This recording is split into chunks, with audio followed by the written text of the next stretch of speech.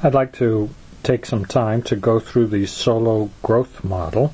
The Solow growth model was developed by Robert Solow back in the mid-1950s to try and come up with a framework to think about the major determinants of longer-term growth in the macro economy. And it's a classical model, so Solow and we will define the total value of goods and services produced in a year, GDP, as the outcome of a production function that depends on some parameter of total factor productivity, A, or technology, on capital, and on labor. And we can divide everything by, since it's constant returns to scale production function, divide everything by labor to get a output per worker production function. So that's Y is equal to A times little k raised to the power 3. So that's our production function. Now, output per worker is equal to consumption plus investment per worker. So we're going to assume that government spending and net exports are equal to 0. And it's also true by macroeconomic identities that output per worker is equal to consumption plus savings.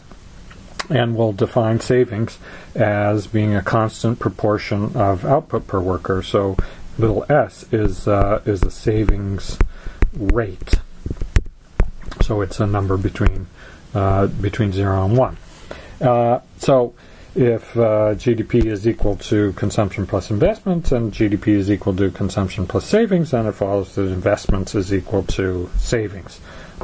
These are just, again, macroeconomic identities.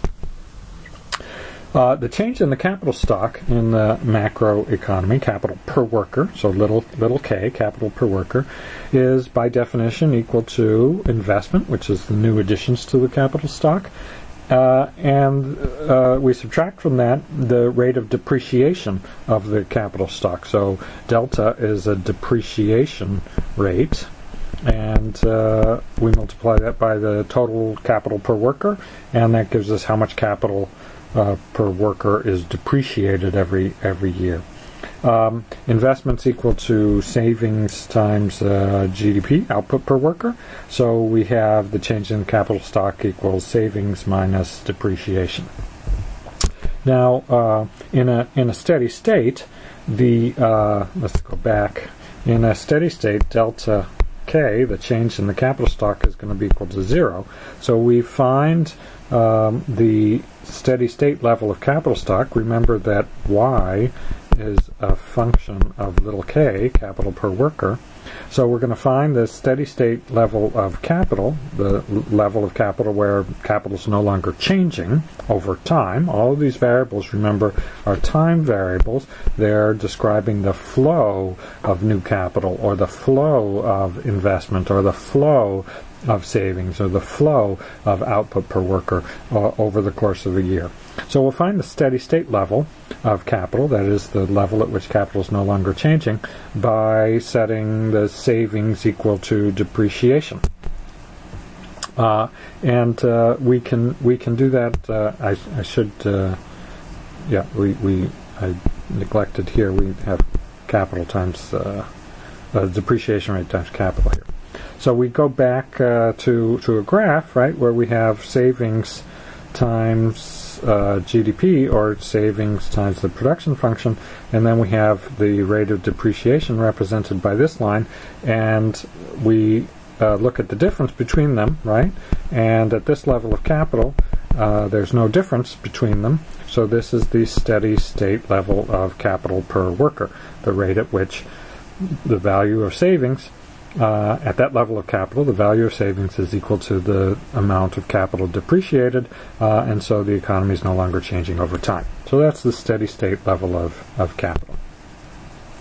At that steady state level of capital, K star, we can continue up and see what output per person is. Remember, this is output per person, so we measure off output per person at that level.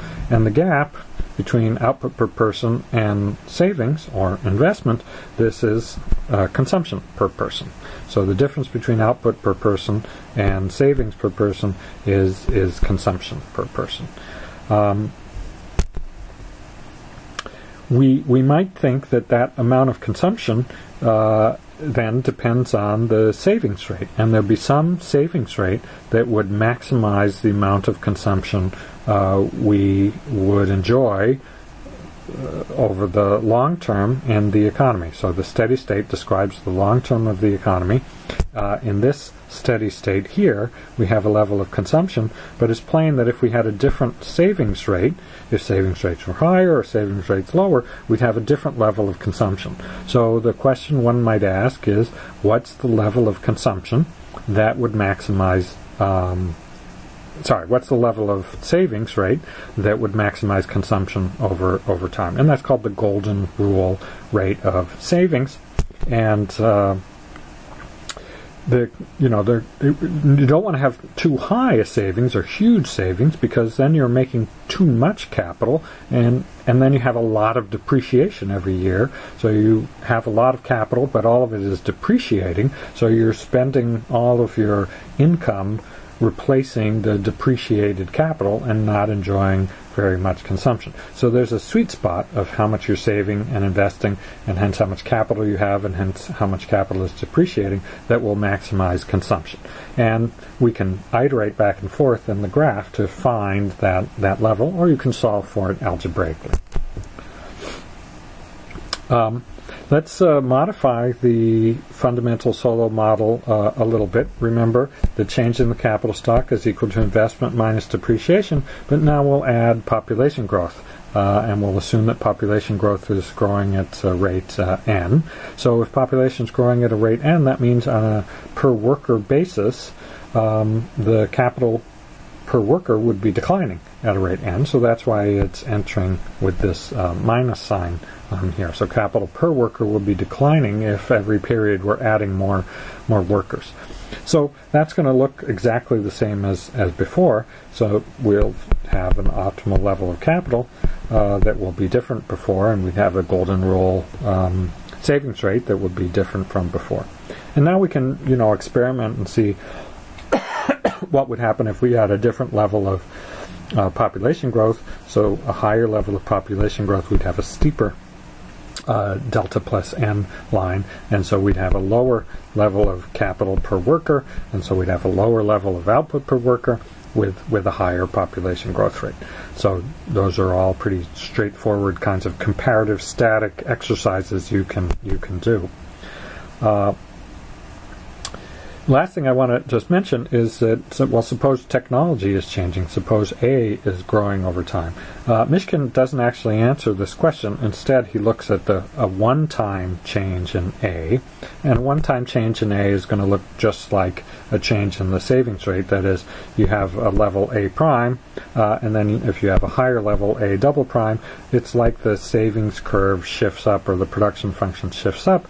Capital now is more productive, and so you'll have an increase in the capital stock per worker and an increase in income per worker from that. So there's a direct effect from the one-time change in technology in A that raises income, and then indirectly it induces the population of the economy to accumulate more capital, because capital is more productive, so you get an extra increase in capital that also generates greater output per worker.